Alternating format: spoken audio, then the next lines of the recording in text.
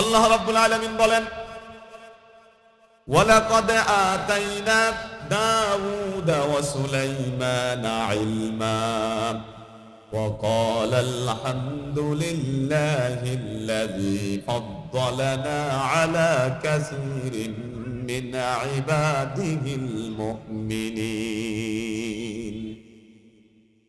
আল্লাহ বলেন, আমি অবশ্যই দাউদ এবং সুলাইমানকে আমি আল্লাহ ইলম দান করেছি, জ্ঞান দান করেছি।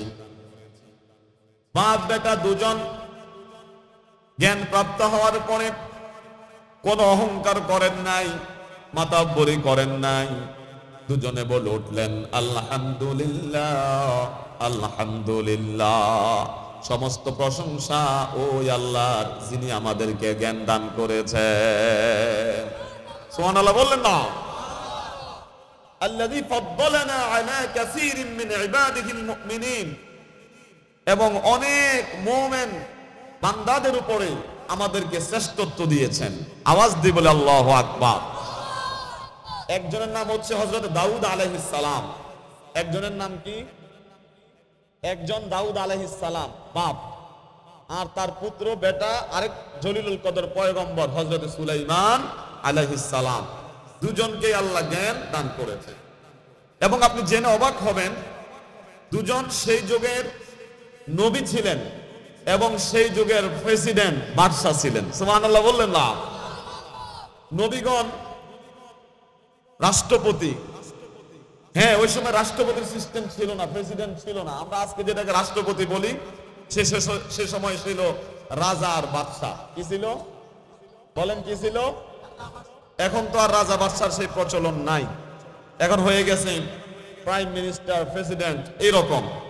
বর্তমান বিশ্বে হলে তারা প্রেসিডেন্ট হতেন, ঠিক কিনা বলেন? তার মানে নবীগণ রাষ্ট্রপতি। সুবহানাল্লাহ বললেন না? তাহলে যারা ওয়ারাসাতুল আম্বিয়া, আজকের পৃথিবীতে নবীরা নাই, তাদের উত্তরাধিকার হচ্ছে উলামায়ে কেরাম। তারা কি রাষ্ট্রের কিছু দায় দায়িত্ব পেতে পারে না? পেতে পারে কিনা? কিন্তু আজকে দেখা যায় সবাই রাজনীতি করে, কোনো সমস্যা নাই। শুধু মসজিদে ইমাম সাহেব যদি একদিন শুক্রবারে মসজিদে একটু রাজনৈতিক একটু হিংস দেয়, একটু আলোচনা করে, কিছু মুসল্লি আছে তারা বলে যে ইমাম সাহেব রাজনীতি করে, বলে কিনা? ইমাম সাহেব করলে দোষ, বললে দোষ। কিন্তু ওই মসজিদ কমিটির যিনি সভাপতি আছেন তিনিও কোনো না কোনো রাজনৈতিক দলের সাথে জড়িত।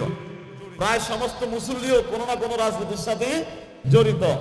সবাই করবে, মুসল্লি করলে সমস্যা নাই, মসজিদ কমিটির সদস্য করলে সমস্যা নাই, সেক্রেটারি সভাপতি করলে সমস্যা নাই। সমস্যা হচ্ছে শুধু হুজুরে করলে। কথা বলেন ঠিক কিনা? যেটা খারাপ এটা ইমামের জন্য খারাপ, মুক্তাদির জন্য খারাপ। যেটা ভালো এটা ইমামের জন্য ভালো, মুক্তাদির জন্য ভালো।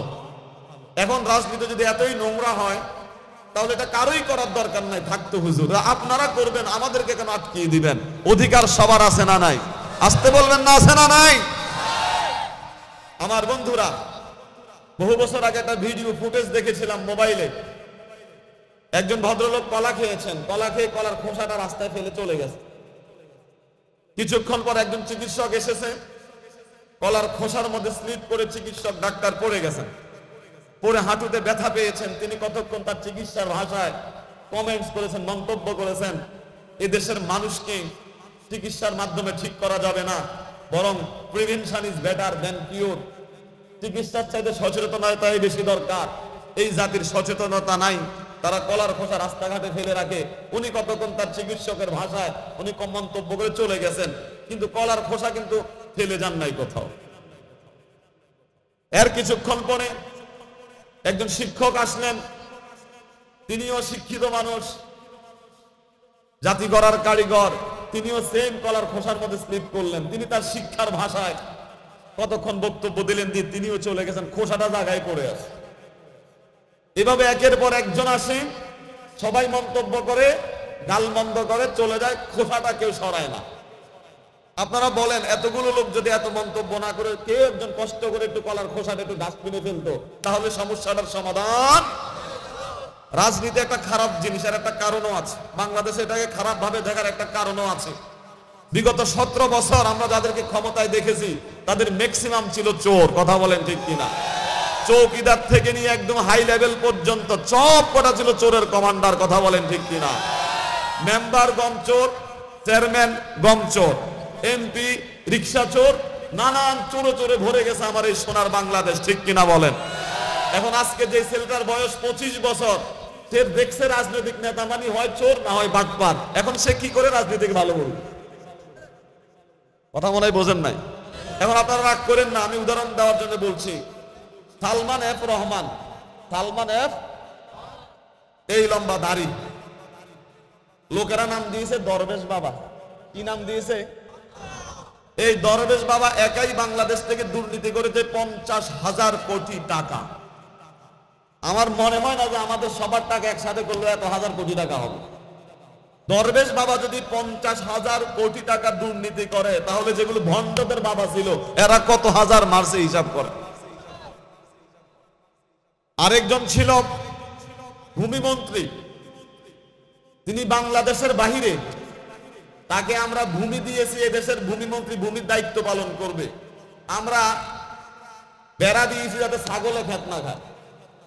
এখন বেড়া নিজে খাওয়া শুরু করছে, ছাগলের জন্য কিচ্ছু নেই। ভূমিমন্ত্রীকে ভূমির দায়িত্ব দেওয়া হয়েছে ভূমিকে ঠিক রাখার জন্য। তিনি কি করেছেন? দুর্নীতি করে বাংলাদেশের বাইরে আমেরিকা, ইংল্যান্ড, কানাডার মতো রাষ্ট্রে তিনি 600 বাড়ি বানাইছেন। কত বাড়ি? এত বাড়ি কি মানুষের জীবনে কোনো প্রয়োজন আছে? তার শরীরটাকে যদি কেটে টুকরো টুকরো করে এক অংশ এক জায়গায় রাখে, তারপর তো 600 পিস হবে না। কথা বলেন ঠিক কিনা?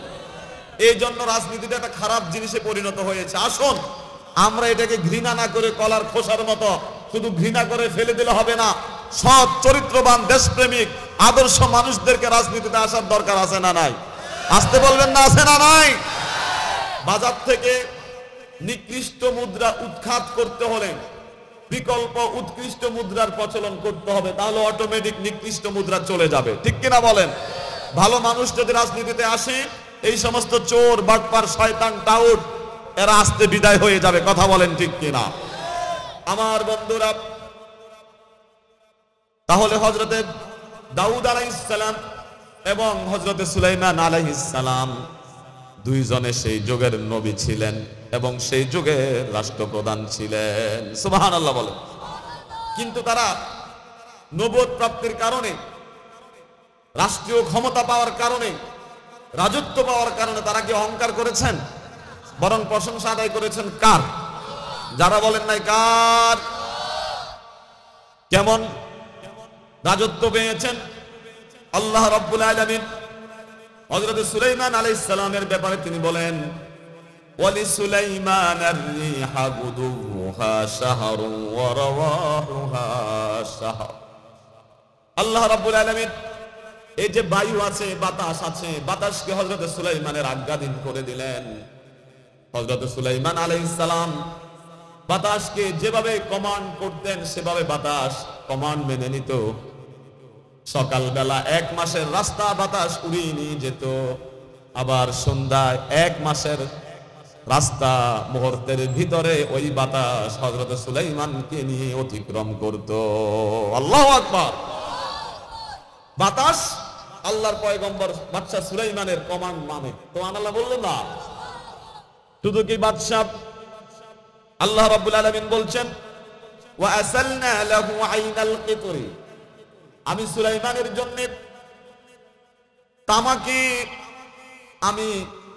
তামাকে গলে তামার ঝর্ণা দ্বারা, তামাকে গলিয়ে তামার ঝর্ণা দ্বারা আমি সৃষ্টি করে দিয়েছি সুলাইমান।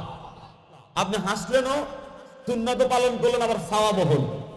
অর্থাৎ এই যে আমাদের সম্মানিত সভাপতি সাহেব সম্ভবত মুচকি হাসতেছেন, দাঁত দেখা যাবে না, একটা হাস্যজ্জ্বল চেহারা। পৃথিবীর সবচেয়ে সুন্দর হচ্ছে মুচকি হাসি। ঠিক কিনা বলেন? তারপর হচ্ছে দেহাত, যেটাতে একটু শব্দ হবে, হালকা দাঁতও দেখা যেতে পারে। আর 3 নম্বর হচ্ছে অট্র হাসি, কাহ কাহ, যেটা শয়তানরা যেভাবে হাসে, অট্র হাসিতে মেতে ওঠে, ওই হাসি দেওয়া হচ্ছে হারাম। ওইরকম অট্র হাসি দেওয়া জায়েজ নাই। কথা বলেন ঠিক কিনা? আজকে লোকেরা অনেকে আছে হাসতেও জানে না কিভাবে হাসতে হবে। আছে না নাই?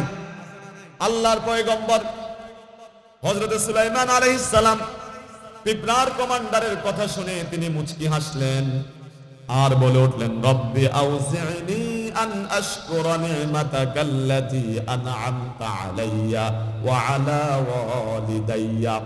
ও আল্লাহ, কি বলে আপনার শুকরিয়া আদায় করব? আপনি আমাকে এত নিয়ামত দিয়েছেন যে আমি পিঁপড়ার কথা সব আমি বুঝতে পারি। আল্লাহ, আপনি আমাকে শক্তি দেন আপনার শুকরিয়া আদায় করার।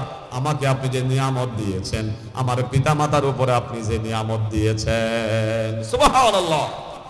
ওয়া আন আ'মালা সালিহান তারদাহু ওয়া আদখিলনি বিরহমাতিকা ফি ইবাদিকাস সালিহিন। এবং আমি যেন আপনার সন্তুষ্টজনক আমল করতে পারি এবং সালেহ বান্দাদের, আপনার দয়া সালেহ বান্দাদের অন্তর্ভুক্ত হতে পারি। আওয়াজ দিয়ে বলি সুবহানাল্লাহ। আপনি যদি পৃথিবীতে কোনো নিয়ামত পান, তার মানে হচ্ছে সাথে সাথে শুকরিয়া আদায় করতে হবে কার? যারা বলেন নাই কার? ছাত্ররা যারা আছেন, পরীক্ষায় ভালো রেজাল্ট করেছেন, শুকরিয়া কার? যদি চাকরি পেয়ে যান, শুকরিয়া কার? যদি বিদেশের ভিসা পেয়ে যান, শুকরিয়া কার? যদি মনের মানুষকে বিয়ে করতে পারেন, শুকরিয়া কার? যদি মনের মানুষ ছেকা দিয়ে চলে যায়, তাহলে শুকরিয়া কার? মনের মানুষ ছেকা দিয়ে চলে গেলে তা তো শুকরিয়া আল্লাহর, ঠিক কিনা? আমি আর আপনি যেটা চাই, আমরা যেটাকে নিয়ামত মনে করছি, হয়তো আমরা জানি না এটা আমাদের জন্য গজব, ঠিক নয় কি? আল্লাহ জানেন কোনটা আমাদের জন্য কল্যাণ, কোনটা আমাদের জন্য অকল্যাণ। হয়তো আপনি কোন এক সময় দোয়া করেছেন, আল্লাহ যদি এটা আমার জন্য কল্যাণ করা হয় আমাকে মিলিয়ে দিও, আর এটা যদি আমার দুনিয়া এবং আখিরাতের জন্য অকল্যাণ হয়, আল্লাহ এই বালা তুমি আমার কাছ থেকে দূরে সরাইয়া দিও। এই জন্য হয়তো আল্লাহ দূরে সরাইয়া দেয়। এই জন্য ঠেকা খেয়ে বেকা হয়ে বিড়ি, সিগারেট, গাঁজা, ইয়াবা বাবা খাওয়া যাবে না। কথা বলো, ঠিক কিনা? বরং যে চলে গেছে সে তোমার কখনোই ছিল না। তার শোকে যদি তুমি আত্মহত্যা করো, তার লাইন ক্লিয়ার হয়ে গেছে, পরিষ্কার হয়ে গেছে, তার আর কোনো সমস্যা নাই, বরং তার উপকার হয়েছে। তুমি বরং বেঁচে থাকো, পড়াশোনা করো, নিজেকে জায়গা মতো নিয়ে যাও, প্রতিষ্ঠিত করো। যে তোমার ছিল না সে যদি চলেও যায়, সে যেন দূর থেকে আফসোস করে তোমাকে ছেড়ে যাও, আমার জীবনের সবচেয়ে বড় মারাত্মক ভুল ছিল। কথা বলো, ঠিক কিনা? কিন্তু তুমি গিয়ে ফাঁসির দড়ি দিয়ে মরে গেলে, ভেটকায় মরে গেলে, হ্যাঁ তো ক্লিয়ার, আর কোনো ঝামেলা না, পথের কোনো কাটা। আমার বন্ধুদেরকে সেম কথাগুলোই বলবো। আমার বন্ধুরা, তাহলে নিয়ামত পেলে শুকরিয়া কার? সুলাইমান আলাইহিস সালাম কার শুকরিয়া আদায় করছেন? কি চমৎকার কথা! আল্লাহর পয়গম্বর হযরত সুলাইমান আলাইহিস সালাম যখন চললেন পিপিলিকাদের উপত্যকা, যখন তিনি পৌঁছলেন, কিছু দূরে যাওয়ার পরে হযরত সুলাইমান আলাইহিস সালাম ওয়াতাফাক্কাদা আত-তায়রা ফাকালা মা লিয়া লা আরাল হুদহুদা আম কানা মিনাল গায়িবিন। আল্লাহর পয়গম্বর হযরতে সুলাইমান আলাইহিস সালাম বললেন, কি ব্যাপার? ছোট্ট একটা পাখি, হুদহুদ পাখি, হুদহুদ কোথায়? আজকের এই সেন্ট্রাল রুল কলেজে হুদহুদ পাখিকে দেখছি না, সে কোথায়? নাকি কোথাও আটকা পড়ে গেছে? সুবহানাল্লাহ।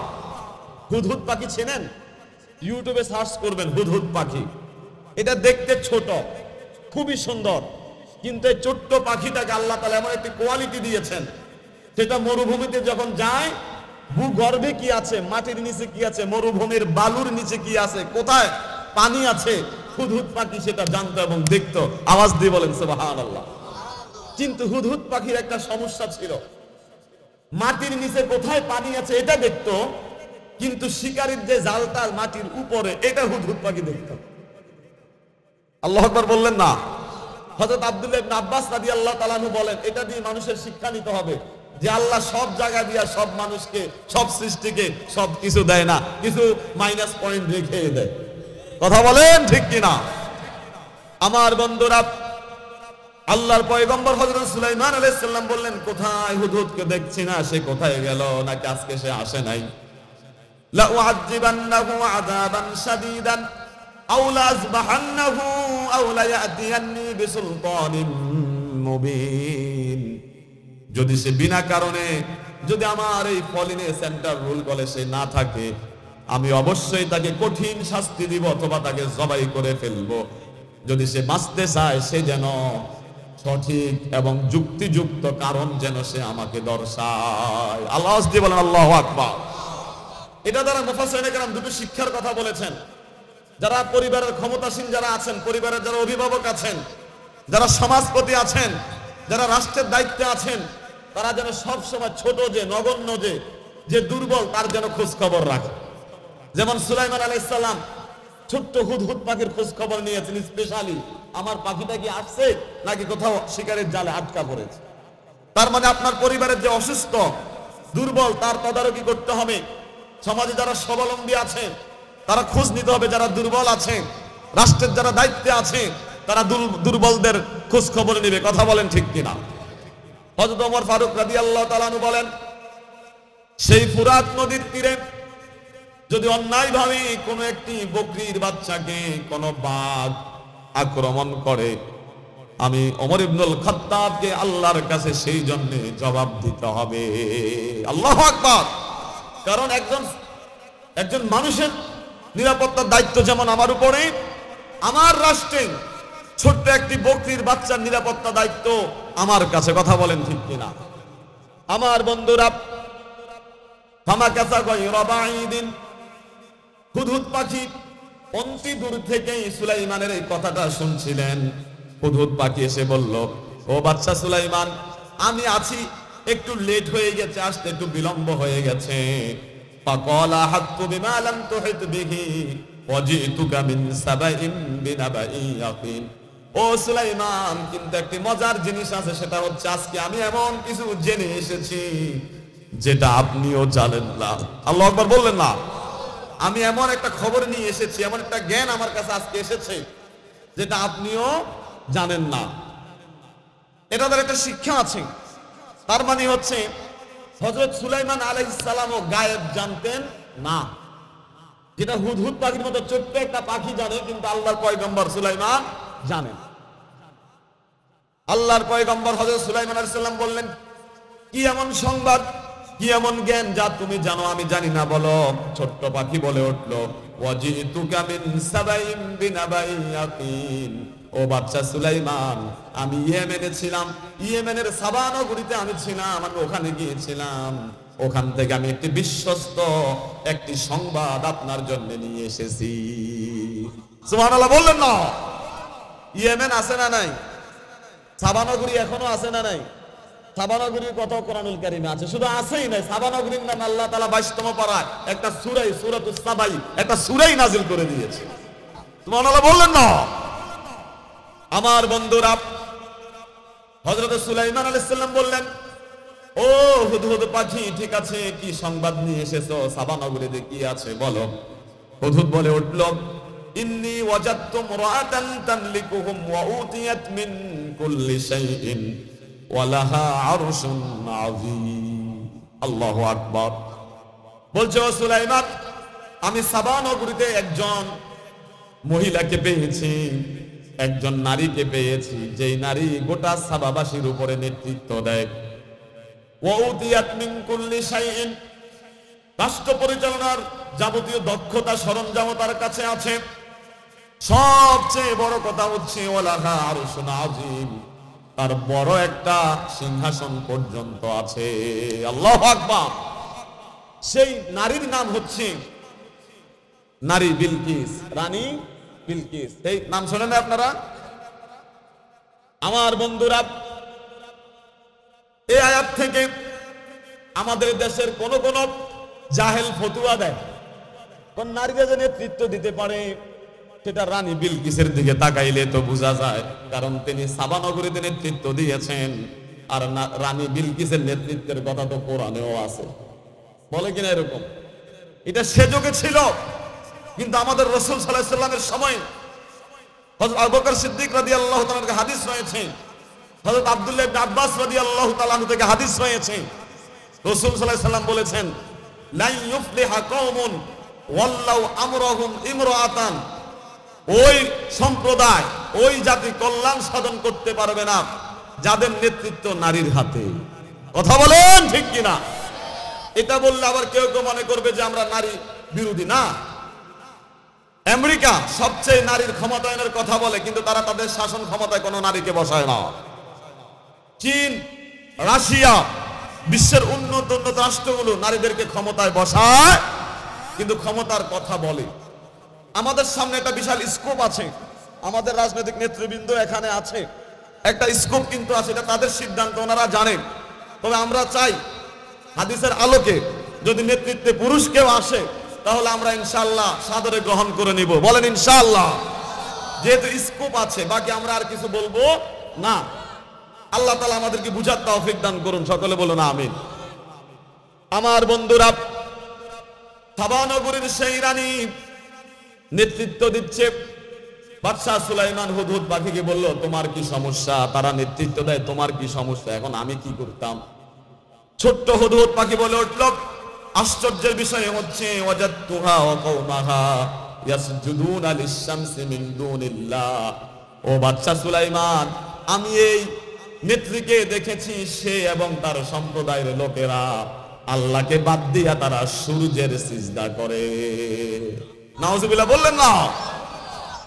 তারা রাষ্ট্র চালার কোনো সমস্যা নাই, কিন্তু সমস্যা হচ্ছে গোটা একটা নগরী সরকার এবং তার অনুসারীরা আল্লাহর ইবাদত বাদ দিয়ে তারা সূর্যের ইবাদত করছে। কথা বলেন ঠিক কিনা? সে যুগের লোকেরা চন্দ্র এবং সূর্যের, গাছের, মাছের, পাথরের সিজদা করত।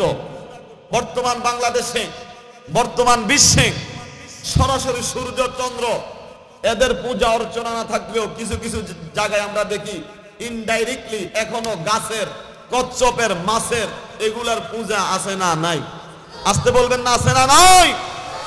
চট্টগ্রামের বাইজিদ বুস্তামি রাহিমাহুল্লাহর মাজারে একটা গাছ আছে। কি আছে? কি গাছ আমি সঠিক জানি না, তবে গাছ আছে, আমি গেছি, নিজে দেখেছি। লোকেরা এখানে লাল সুতা বাঁধে। বললাম যে এই গাছে এত সুতা কেন? এমন ভাবে বাঁধছে এখন গাছ এটা মরে যাওয়ার অবস্থা। বললো যে হুজুর, এই গাছে যদি আপনি নিয়ত করে সুতা বাঁধেন, যে নিয়তে আপনি সুতা বাঁধবেন এই নিয়ত পূরণ হয়ে যায়। কি সুবহানাল্লাহ বলবেন না নাউজুবিল্লাহ বলবেন? আরে মানুষ পীর হইতে পারে, মানুষ অলি হইতে পারে, গাছ যে পীর আর অলি হয় এটা তো আমরা জানতাম না, ঠিক কিনা? বাইজিদ বুস্তামির মাজারে বড় বড় কচ্ছপ আছে। আমি নিজে গিয়েছি, যেহেতু আমি চট্টগ্রাম বিশ্ববিদ্যালয়ে পড়াশোনা করেছি, 5 বছর চট্টগ্রাম শহরে আমি ছিলাম। আমি দেখেছি সকালবেলা লোকেরা কাজে যাওয়ার আগে বাইজিদ বুস্তামির সেই মাজারে যে হাউজ আছে, ওখানে যে কচ্ছপেরা আছে, সেই কচ্ছপদেরকে কি গোসল করা এবং তাদের গায়ে যে ছত্রাকটা আছে, ময়লাটা আছে, এটা এইভাবে এইভাবে গায়ের মধ্যে ক্রিমের মতো এইভাবে লাগা। একজনকে জিজ্ঞেস করলাম, এটা কি করছেন আপনি? কেন এটা করছেন? আপনার ঘিন লাগে না? হুজুর অনেহিয়া হদ্দে ঘিন লাগাইলে হাজে বরকত লাগি। মানে হুজুর আপনি কি বলেন? এটা লাগাইয়া গেলে কাজের মধ্যে আমরা বরকত পাই। কি পাই? কচ্ছপের ছাতার মধ্যে কি কোনো বরকত আছে? এটা কি কোনো মুসলমানের আকীদা হতে পারে? আমার বন্ধুরা, যে গাছ আর মাছের পূজা নাই, কিন্তু ইনডাইরেক্টলি এখনো বিভিন্ন জায়গাতে এই জাতীয় জিনিসগুলো চলে। বলেন মনের আশা কে ফলান? আওয়াজ দিয়ে বলেন কে ফলান? আপনার অন্তর সম্পর্কে কে বেশি জানেন? যত দুঃখ, কষ্ট, ব্যথা, বেদনা আছে সব কিছু কার কাছে বলবেন? আল্লাহ ছাড়া কোনো ব্যক্তি, কোনো বস্তুর সামনে মাথা নোয়ানো যাবে না, সিজদা করা যাবে না। হারাম হারাম হারাম। কথা বলেন ঠিক কিনা? রাসূল বলেছেন, যদি আমি আদেশ করতাম কোন মানুষ হয়ে কোন মানুষকে সিজদা করার, তাহলে পৃথিবীর সমস্ত নারীদেরকে বলতাম তারা যেন তাদের স্বামীর সিজদা করে, কিন্তু সেই সিস্টেম নাই। চিল্লায়া বলেন সিজদা করতে হবে একমাত্র কাকে? যারা বলেন নাই কাকে?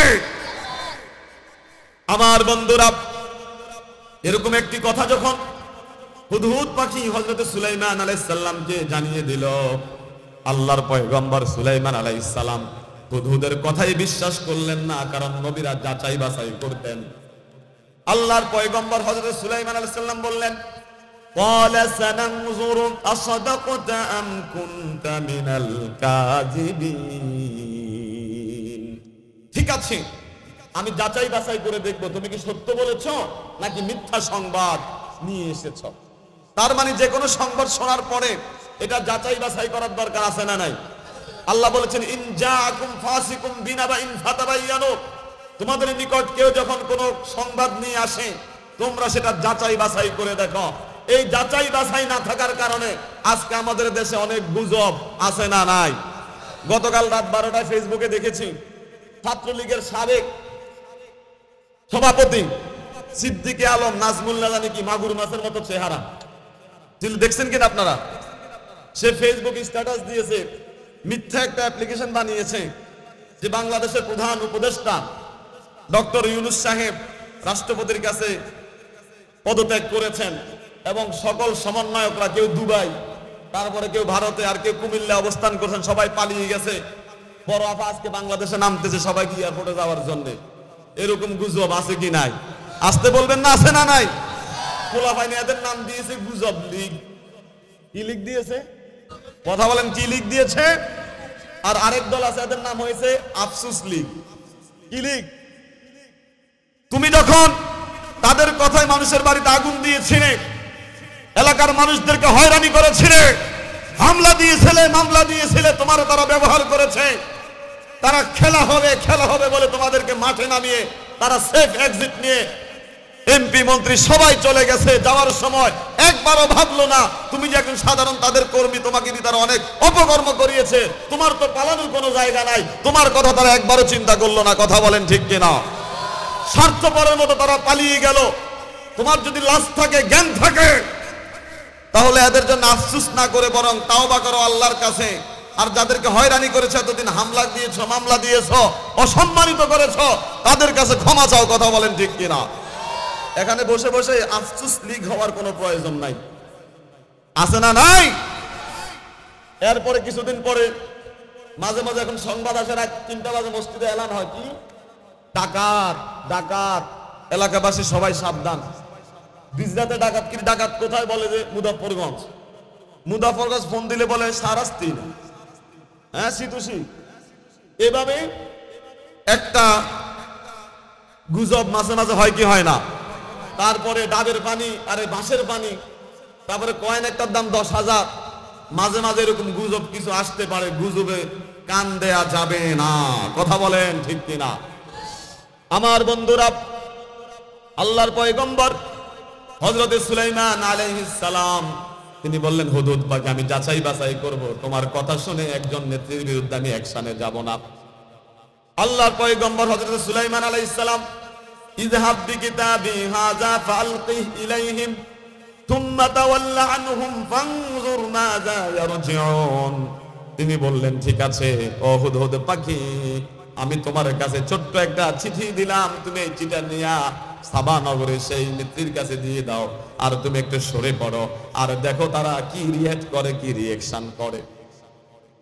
হুদহুদ পাখি তার ঠোঁটে করে ছোট্ট একটি চিঠি নিয়ে রানী বিলকিসের রাজমহলে যখন রাখলো, এবার রানী সেই চিঠিটা খুলে পড়া শুরু করলো আর বলতে লাগলো, ইয়া আইয়ুহাল মালাউ, ও আমার পরিষদ বর্গ শোনো, ইন্নী উলকিয়া ইলাইয়া কিতাবুন কারীম, আমাকে বাদশা সুলাইমানের কাছ থেকে একটি সম্মানিত প্রাইভেসি মেইনটেইন করা একটি চিঠি আমাকে দেওয়া হয়েছে। সুবহানাল্লাহ বললেন না? এবার তিনি আস্তে করে চিঠিটা খুললেন, চিঠিটা খুলে পড়া শুরু করলেন। তিনি দেখলেন চিঠিতে লেখা, ইন্নাহু মিন সুলাইমানা ওয়া ইন্নাহু বিসমিল্লাহির রহমানির রহিম। আল্লাহু আকবার। চিঠিতে যে বিসমিল্লাহ লিখতে হয়, এটা সর্বপ্রথম সুলাইমান আলাইহিস সালাম থেকে এসেছে। আওয়াজ দিয়ে বলেন সুবহানাল্লাহ। রানী বিলকিস সেই চিঠি খোলার পরে এবার হযরত সুলাইমান আলাইহিস সালাম মূল যে বক্তব্য লিখলেন সেটা হচ্ছে, কোরআন কোট করেছে, আল্লাহ তাআলু আলাইয়া ওয়া আতুনি মুসলিমিন। ও রানী বিলকিস, বাদশা সুলাইমানের মোকাবেলায় ক্ষমতা প্রদর্শন করো না, বরং মুসলিম হয়ে খুব দ্রুত আমার দরবারে এসে হাজির হয়ে যাও। সুবহানাল্লাহ বললেন না? এরকম একটি ভয়ঙ্কর চিঠি পাওয়ার পরে রানী বিলকিস তার পরিষদদেরকে ডাকালেন। সব পরিষদকে ডাকিয়ে তিনি বললেন, ইয়া আইয়ুহাল মালাউ আফতুনি ফি আমরি, ও আমার পরিষদের তোমরা যারা আছো আমাকে একটু পরামর্শ দাও। বাদশা সুলাইমান এরকম একটি চিঠি পাঠিয়েছে, থ্রেট দিয়েছে, এখন আমি কি করতে পারি? তোমাদের পরামর্শ ছাড়া আমি কিন্তু কোনো কাজ করি না। তখন এই পরিষদের কোন কোন সদস্য বলে উঠল, নাহনু উলু কুওয়াতি ওয়া উলু বাসিন শাদীদ, আপনি এক কাজ করেন, আপনি এত সহজে আপনি বশ মানবেন না, আমরা কিন্তু খুব শক্তিশালী, আমরা যোদ্ধা, আমরা কিন্তু যুদ্ধ করতে পারি। ওয়াল আমরু ইলাইকি ফানজুরি মাযা তা'মুরিন, আপনি এক কাজ করেন, ভেবে চিন্তে আপনি এটা কমান্ড করেন, আদেশ করেন, আমরা দেখব আপনি যেটা আদেশ করবেন আমরা সেটাই মেনে নিব। আমার বন্ধুরা, পরিষদের মুখে এরকম কথা শোনার পরে আল্লাহ রাব্বুল আলামিন কি চমৎকার করে রানী বিলকিসের সেই বক্তব্য তুলে ধরলেন। ইন্নাল মুলুকা ইযা দাখালু ক্বরিয়াতান আফসাদুহা ওয়া জাআলু আইজ্জাতা আহলিহা যিল্লাতান। এবার রানী বিলকিস বলল, তোমরা যে থ্রেট দিচ্ছ, তোমরা শক্তিশালী, তোমরা ক্ষমতাবান, এই কথা জেনে নাও, যখন বাদশারা কোনো দেশে ঢোকে সেই দেশকে তছনছ করে দেয় এবং তাদের মাঝে যারা সম্মানিত আছে তাদেরকে অপদস্থ অপমানিত করে। ভেবে চিন্তে কিন্তু কাজ করতে হবে। সুলাইমানও কিন্তু এরকমই অ্যাকশন নিতে পারে। তারপর তারা সকলে মিলে পরামর্শ করে একটা সিদ্ধান্ত নিল, ওয়া ইন্নী মুরসিলাতুন ইলাইহিম বিহাদিয়াতিন ফানাযিরাতুম বিমা ইয়ারজিউল মুরসালুন। তারা আত্মসমর্পণ না করে, মুসলিম না হয়ে আল্লাহর পয়গম্বর হযরত সুলাইমান আলাইহিস সালামের কাছে একটা হাদিয়ার পার্সেল পাঠিয়েছেন। হাদিয়া দিয়ে, স্বর্ণ রৌপ্য দিয়ে, মণিমুক্ত দিয়ে বাদশা সুলাইমানকে কনভিন্স করা যায় কিনা তারা একটা টেস্টিং করেছেন। যখন সুলাইমান আলাইহিস সালামের কাছে এটা নিয়ে গেল, আল্লাহর পয়গম্বর সুলাইমান আলাইহিস সালাম বললেন, আতুমিদুনানি বিমালিন ফামা আতানি আল্লাহু খায়রুম মিম্মা আতাকুম বাল আনতুম বিহাদিয়াতিকুম তাফরাহুন। তোমরা আমাকে হাদিয়া দিয়া, স্বর্ণরৌপ্য দিয়ে আমাকে কনভিন্স করতে চাচ্ছ। শোনো, তোমরা যা আমাকে দিয়েছ তার চেয়ে আল্লাহ আমাকে যেগুলো দিয়েছে সেগুলো অনেক উত্তম। আমার হাদিয়া তোপার প্রয়োজন নাই, তোমাদের হাদিয়া তোমরা নিয়ে যাও, আর আমি যে কমান্ড করেছি মুসলিম হও, আমার কাছে হাজির হও, সেটা মেনে নাও। আওয়াজ দিয়ে বলেন আল্লাহু আকবার। তার মানে হচ্ছে পয়গম্বরদেরকে কেউ স্বর্ণরূপা দিয়ে কিনতে পারে। আর আজকে আমাদের দেশে কিছু হুজুর আছে, এক কাপ চা খাওয়াইলে লড়ে যায়, আছে না নাই? 1000 টাকার নোট দিলে লড়ে যায়, আছে না নয়? কিছু মানুষ এরকম আছে, থানার পাগল, কোন যাচাই বাছাই করে। আমার বন্ধুরা, আল্লাহর পয়গম্বর হযরত সুলাইমান আলাইহিস সালাম বলে দিলেন, শোনো, যেহেতু তোমরা আমার কমান্ড মানো নাই, আমি আমার বাহিনী নিয়ে তোমাদের সাবা নগরীতে আসতেছি। আমার বাহিনীকে মোকাবেলা করার মতো শক্তি তোমাদের নাই। আর আমি যদি সাবা নগরীতে আসি, তোমাদেরকে আমি অপমান অপদস্থ করে সাবা নগরী থেকে বের করে দিব। এরপরে সুলাইমান আলাইহিস সালাম বললেন, ইয়া আইয়ুহাল মালাউ আইয়ুকুম ইয়াতিনি বিআরশিহা ক্বাবলা আন ইয়াতুনি মুসলিমিন। ও আমার পরিষদ বর্গ, শোনো, আমি শিওর যে তারা আমার কাছে আসবে, আত্মসমর্পণ করবে, কিন্তু আমি চাই তারা আসার আগেই এমন একজনকে আমি চাই যে রানী বিলকিসের যে সিংহাসনটা আছে সেটাকে আমার কাছে এনে দিতে পারবে। ক্বালা ইফরিতুম মিনাল জিন্নি, একজন দৈত্য দাঁড়িয়ে গেল, বলল যে আনা আতিকা বিহি ক্বাবলা আন তাকুমা মিন মাকামিক। ও বাদশা সুলাইমান, আপনি যে আসনে এখন বসে আছেন সেখান থেকে দাঁড়ানোর আগেই আমি রানী বিলকিসের সিংহাসনটা আপনার সামনে নিয়ে আসতেছি। আওয়াজ দিয়ে বলে আল্লাহু আকবার। ওয়া ইন্নী আলাইহি লাকাওয়িয়ুন আমিন, আর এই ক্ষেত্রে আমি খুব শক্তিশালী এবং বিশ্বস্ত, আমি নিয়েই আসব। আল্লাহু আকবার। আরেকজন বলে উঠলেন, ক্বালাল্লাযী ইনদাহু ইলমুম মিনাল কিতাবি, যাকে আল্লাহ কিতাবের জ্ঞান দিয়েছেন, তিনি বলে উঠলেন, আনা আতিকা বিহি ক্বাবলা আন ইয়ারতাদ্দা ইলাইকা তারফুক। সে তো বলেছে আপনার বসার জায়গা থেকে উঠার আগে, আর আমি বলতেছি আপনার যে চোখের পাতা আপনি খুলেছেন, এই পাতা মিলানোর আগেই, এই মুহূর্তের মধ্যেই আমি সেই আরশটা, রানী বিলকিসের সেই সিংহাসনটা আপনার সামনে নিয়ে আসতেছি। আল্লাহু আকবার। কথা অনুযায়ী কাজ। ফালাম্মা রাআহু মুস্তাকিররান ইনদাহু, বাদশা সুলাইমান চোখের পলক খুলেই দেখে রানী বিলকিসের সিংহাসন তার সামনে হাজির। আল্লাহু আকবার বললেন না? বাদশা সুলাইমান আল্লাহর শুকরিয়া আদায় করলেন, হাযা মিন ফাদলি রাব্বি, এত ক্ষমতা যে আল্লাহ আমাকে দিয়েছেন, নিশ্চয়ই আমার প্রতি এটা আল্লাহর এক বিশেষ অনুগ্রহ ছাড়া আর কিচ্ছু না। আল্লাহু আকবার। কোন অহংকার করেন নাই, তিনি বললেন, লিয়াবলুয়ানি আশকুরু আম আকফুর, আল্লাহ আমাকে এত ক্ষমতা দিয়ে তিনি পরীক্ষা করতে চান, আমি কি আল্লাহর প্রতি কৃতজ্ঞতা আদায় করি নাকি আমি কুফরি করি। সম্মানিত দিনী ভাইয়েরা, তারপরে বাদশা সুলাইমান একজনকে আদেশ করলেন, সেই 80 হাত লম্বা 40 হাত চওড়া সেই রানী বিলকিসের সিংহাসনটাকে ভেঙ্গে চূর্ণ বিচূর্ণ করে দেওয়া হলো। রানী বিলকিস কিছুক্ষণ পরে আসছে। আসার পরে বাদশা সুলাইমান বললেন, এটা কি তোমারটা নাকি কারটা, চেনো কিনা? এমন ভাবে ভাঙছে কিনার কোনো কিনাই কোনো উপায় নাই। তিনি বলে উঠলেন কান্নাহু, হ্যাঁ দেখে তো মনে হচ্ছে এটা আমারই। ও উতিনাল ইলমা মিন ক্বাবলিহা ওয়া কুননা মুসলিমিন, আমি এখানে আসার আগে আমি খবর পেয়ে গেছি, আপনার ক্ষমতা সম্পর্কে আমি জেনে গেছি, আমার সিংহাসন যে আপনার কাছে চলে এসেছে আমি সবই জানি, এই জন্য আমরা মুসলিম হয়ে আপনার কাছে চলে এসেছি। আওয়াজ দিয়ে বলে সুবহানাল্লাহ, আল্লাহু আকবার। তারপর বাদশা সুলাইমান আলাইহিস সালাম এই রানী বিলকিসের জন্য বিশাল এক রাজপ্রাসাদ তৈরি করে দিয়েছেন। তিনি এটাতে যখন ঢুকলেন তার কাছে মনে হয়েছে এটা বুঝি পানি, জলাশয়, কিন্তু আসলে এটা জলাশয় ছিল না। বাদশা সুলাইমান বললেন, ও রানী বিলকিস, এটা এমন জিনিস, এটা স্ফটিক দ্বারা নির্মিত, এটা জলাশয় না, দেখতে এরকম কিন্তু অনেক সুন্দর। আওয়াজ দিয়ে বলেন আল্লাহু আকবার। আমার বন্ধুরা, আমরা কোরআনুল কারীম থেকে সূরা নামল থেকে একটি ঐতিহাসিক ঘটনা হযরত সুলাইমান আলাইহিস সালামের রাজত্বকাল নিয়ে আমরা সংক্ষিপ্ত আলোচনা করেছি। আলোচনাগুলো আরো দীর্ঘক্ষণ আলোচনা করা যেত, আর তার সাথে সঙ্গত কিছু মেসেজ আমরা আলোচনা করার চেষ্টা করেছি। আসুন আল্লাহ সুবহানাহু ওয়া তাআলা আমাদেরকে আজকের এই আলোচনা থেকে আমাদেরকে বুঝার, আমল করার তৌফিক দান করুন। সকলে বলুন আমিন।